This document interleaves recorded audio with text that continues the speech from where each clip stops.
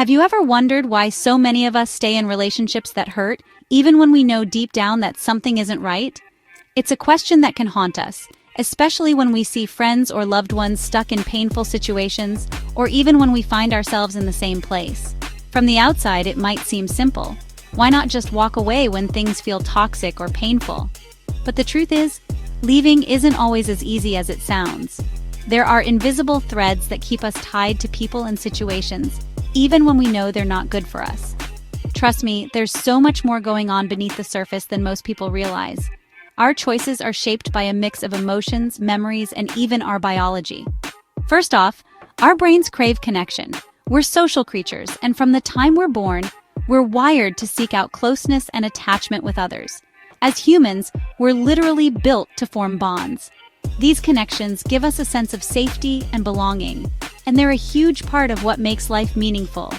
Even if a relationship is rocky or painful, the fear of being alone can feel overwhelming, sometimes even scarier than staying in a situation that hurts.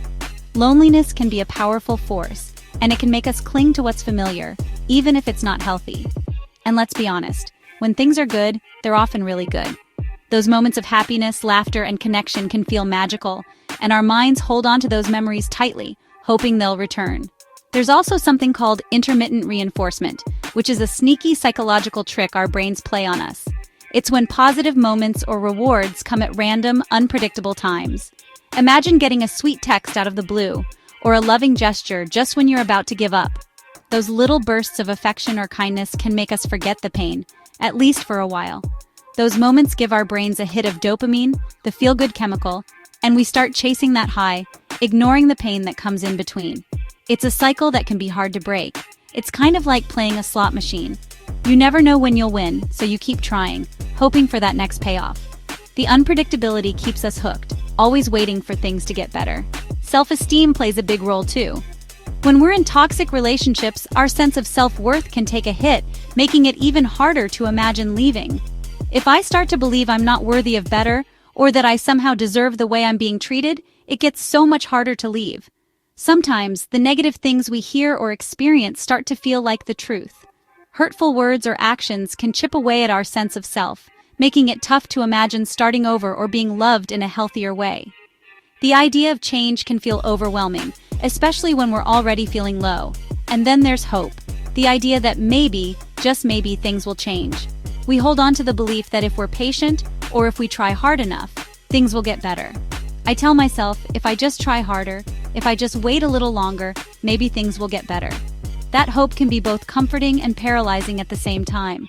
That hope can be so powerful it keeps me rooted in place, even when I know deep down something isn't right. The fear of regret, or of making the wrong choice, can make us freeze. But here's the thing. Recognizing these patterns is the first step to breaking free. When we start to see what's really happening, we can begin to make different choices. It's not about blame or shame, it's about understanding why we make the choices we do, and being gentle with ourselves in the process. Healing starts with compassion for ourselves. If you're struggling with a relationship that hurts, reaching out for help is a sign of strength, not weakness. You don't have to go through it alone. There are people who care and want to support you. Remember, you deserve love that heals, not love that hurts.